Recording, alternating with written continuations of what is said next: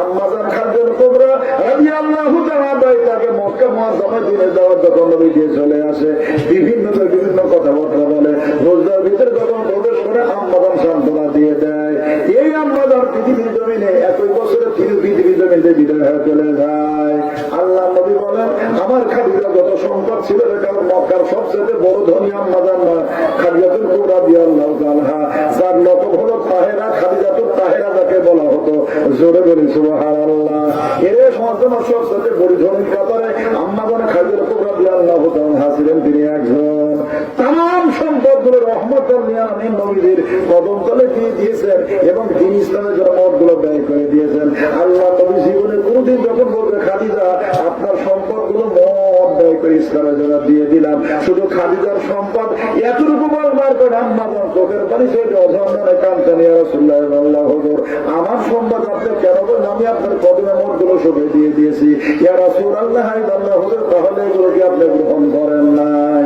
সোনার মা বোনেরা, গভীর মনোযোগ ভালো করে বোঝার জন্য চেষ্টা করুন। এত বড় ধনাঢ্য মহিলা ছিলেন আমাদের আম্মাজান।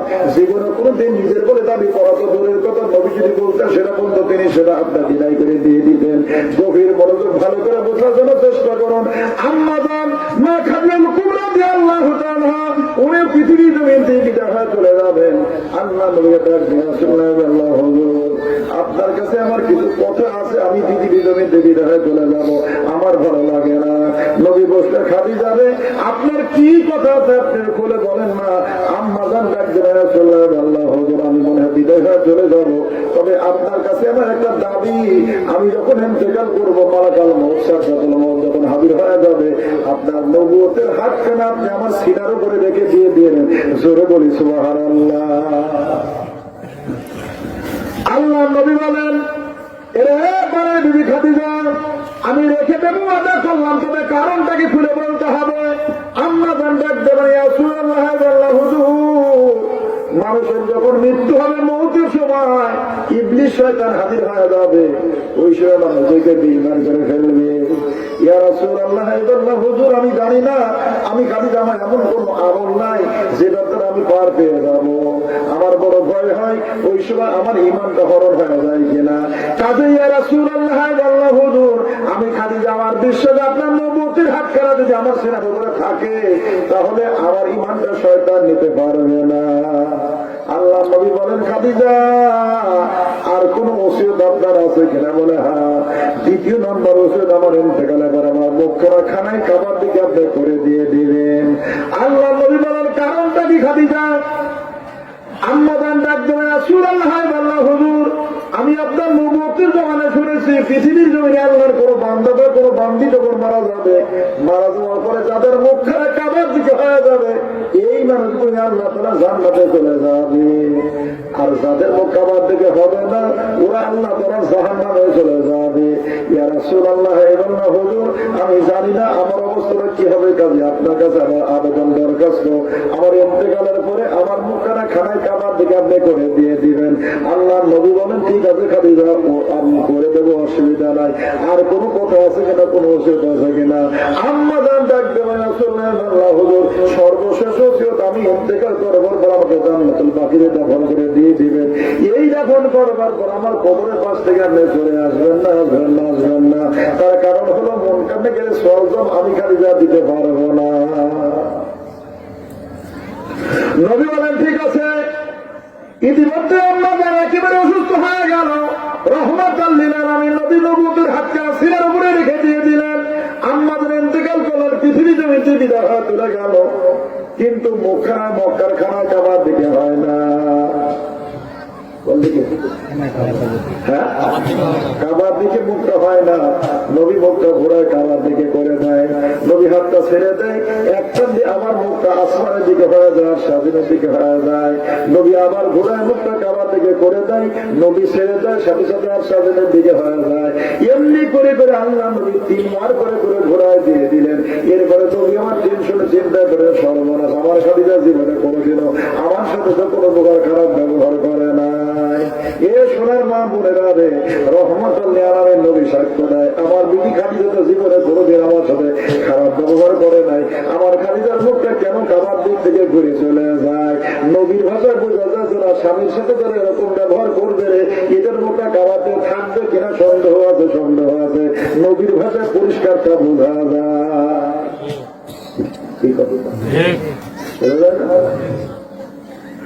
আল্লাহ নবী বিচলিত হয়ে গেলেন। মাবুদটা জোরে জিবরিল,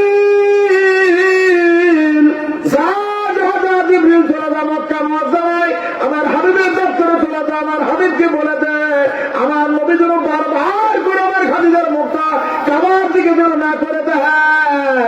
আমার খাদিজার মুখ কাবার দিকে হবে না, আমার খাদিজার মুখ আর সে হাবিবের দিকে থাকবে। আমি মাবুদ, আমার দিকে থাকবে আমার খাদিজার মুখ। আমার হাবিব বারবার করে যেন কাবার দিকে যেন করার চেষ্টা যেন না করে রে। জিবরিল হাজির হয়ে গেল, নবীজিকে সালাতু সালাম পেশ করলেন। ইয়া রাসূলুল্লাহ, আল্লাহ বলো আপনি খাদিজার মুখখানা আর কাবার দিকে করবেন না, কারণ মাবুদ বলে দিয়েছে খাদিজা মাবুদের জন্য, এবং খাদিজার মুখটা আর শাহিনের দিকে মাবুদের দিকে থাকবে, কাবার দিকে নয়। কারণ কাবারও মালিক আমার আল্লাহ রাব্বুল আলামিন। জোরে বলি সুবহানাল্লাহ। সোনার মালিকের আত্মদান হয় জানে না। এইবার সুন্দর করে গোসল থেকে কাফন দিয়ে দেওয়া হয়ে গেল। এইবার তাকে মক্কা মুআজ্জামায় জান্নাতুল মুআল্লার ভিতরে তাকে দাফন করে দিয়ে দেওয়া হবে। এর মাঝখানে আমাদের জন্য আরেকটা কাজ আছে, সেটা হলো জানাজার নামাজ আদায় করা, কিন্তু আম্মা জানের জন্য জানাজার নামাজ পড়া হয় না।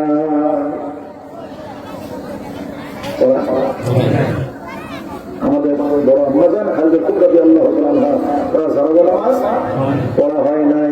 বলে কারণ বাকি কেন পড়া হলো না? বলে ওই সময় নামাজের বিধান তখনও জারি হয় নাই, জানাজার নামাজের হুকুম তখনও আসে নাই। এই জন্য তাদেরকে গোসল দিয়ে সুন্দর করে কাফন দিয়ে কবরের ভিতরে তাদেরকে সমাহিত করে দেওয়া হয়েছে। ওই সময় যারা ইন্তেকাল করেছেন, কারণ নামাজে জানাজার বিধান তখনও আসে নাই। নামাজের বিধান আসার পূর্বেই তিনি ইন্তেকাল করেছেন, এই জন্য ওরা নামাজে জানাজা পড়া হয় নাই। কথা বোঝা গেল? সুন্দর করে তাকে যখন দাফন করে দিয়ে দেওয়া হলো, সাহাবাজদাই চলে আসেন, কিন্তু নবী দাঁড়ায় থাকে রে। নবী ওই কবরে পাশে নবী সরে আসে না। অনেক সময় নবী দাঁড়ায় আছে, ইতিমধ্যে আমার মত আবার বলে জিবরিল চলে যাও, আমার দোস্ত আমার হাবিবকে বলে দেন, আমার দোস্ত কিয়ামত পর্যন্ত যদি দাঁড়ায় থাকে আমার খাদিজার কবরে মনটা নাকি ফেরেশতা যাবে না। আমার নবীকে বলে দেন নবী যেন চলে যায়, কারণ সেটার অপেক্ষায় নবী দাঁড়ায় আছে রে। আমার খাদিজার কবরে মন কান্নাকের প্রশ্ন করবার জন্য যাবে না। এ শোনার মা বোনেরা, গভীর মনোযোগ ভালো করে বোঝার জন্য চেষ্টা করো। কোন আম্মা জানবে কি শিক্ষা তিনি পৃথিবীতে রেখে চলে গেলেন। রহমাতুল লিল আলামিন নবী, উম্মতের পাগল হওয়া নবী। পরিচয় বড় আঘাত লাগলো, কারণ চাচা বিদেশে চলে গেছে।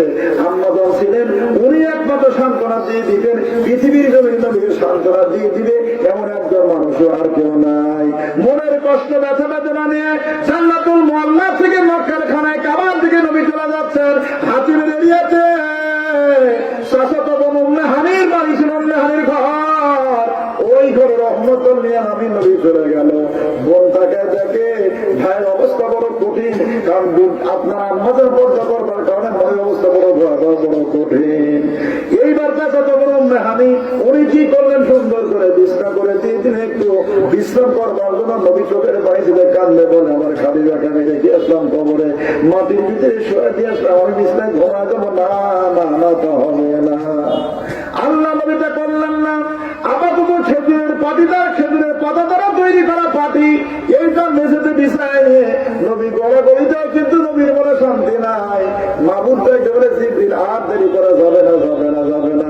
পৃথিবীর জমিনে আমার হাবিবকে যারা সান্ত্বনা দিত, তারা আর কেউ নাই, কেউ নাই। আমি মাবুদ ছাড়া আমার হাবিবের জন্য কেউ নাই রে। আমি আল্লাহ রাব্বুল আলামিন স্বয়ং নিজে আমার হাবিবকে সান্ত্বনা দিয়ে দেব। জোরে বলি মারহাবা।